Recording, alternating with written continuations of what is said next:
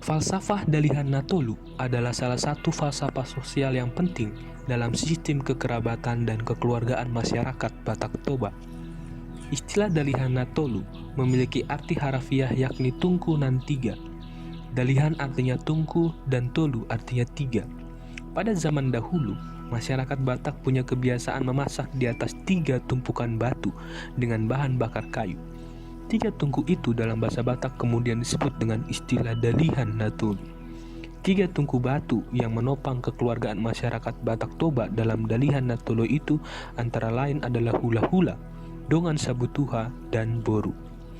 Hula-hula berarti keluarga dari pihak istri yang perlu dihormati. Boru berarti keluarga dari pihak menantu laki-laki yang perlu disayangi. Dan dongan sabutuha berarti teman satu perut atau satu marga yang perlu dijaga relasinya agar tidak saling menyakiti tetapi justru bahu-membahu. Dalam kehidupan tatanan sosial kemasyarakatan Batak Toba, falsafah Dalihan-Natolu mengajarkan kepada masyarakat Batak ibarat 3 tungku atau 3 batu yang bersatu agar selalu berpegang pada sikap saling menghormati, menyayangi dengan saling memperhatikan, tata krama dan nilai sopan santun, serta saling membantu sebagai satu keluarga besar.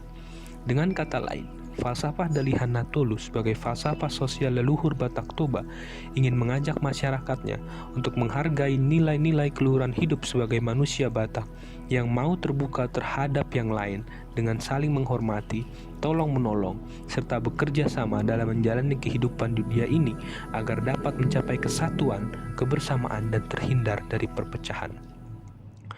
Dalam filsafat Timur, falsafah sosial Dalihan-Natolu ini dapat ditemukan misalnya dalam ajaran moral Konfusianisme yang berbicara mengenai manusia dan masyarakat. Manusia dalam ajaran Konfusius itu memiliki kodrat atau potensi yang baik. Karena itu, dalam Konfusianisme, semua manusia memiliki potensi yang sama untuk berbuat baik menurut kodratnya itu.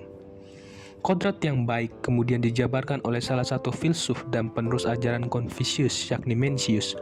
Mencius menyebutkan ada 5 unsur, dan 2 diantaranya adalah berbicara tentang kemanusiaan dan kesopanan. Kemanusiaan yang disebut dengan Zen, dan kesopanan atau tata krama yang disebut dengan Li. Zen merujuk pada arti baik yang bukan hanya pada dirinya sendiri, tetapi bagaimana hubungan manusia itu dengan apa yang ada di sekelilingnya, yaitu manusia-manusia lain. Feng Luyan dalam bukunya A History of Chinese Philosophy mengatakan bahwa ketika ada pertanyaan mengenai makna Zen atau makna kemanusiaan, maka jawabannya adalah mencintai kawan-kawan. Zen menjadi semacam dasar dari keharusan bersikap etis bagi manusia dalam hubungannya dengan manusia lain. Kemudian konsep tentang Li atau kesopanan dan tata krama. Li sebenarnya tidak terpisahkan dengan Zen. Feng Yulan menuliskan konsep Zen dalam hubungannya dengan Li. Zen is denial of self and response to the right and proper. Apa yang baik dan tepat itu dimengerti sebagai Li. Li yang ada dalam manusia yang baik semakin mempertegas sikap manusia atas manusia yang lain sebagai yang harus dihormati dengan sungguh-sungguh. Apa yang baik itu yang disebut dengan Zen terwujud dalam Li, tindakan sopan santun dan tata krama, sehingga dapat mewujudkan hubungan yang baik antar sesama manusia. Hubungan yang baik dan sikap etis dari manusia itu dapat terwujud ketika Li dengan sungguh-sungguh disadari dan dikembangkan. Maka Zen dan Li adalah sesuatu yang saling terkoneksi satu sama lain. Dalam filsafat Barat, apa yang baik bagi kepentingan universal atau sesama manusia diperkenalkan juga oleh Immanuel Kant dalam filsafat etikanya. Ada 3 prinsip yang mendasari etika Kant, yakni universalitas, humanitas, dan otonomi.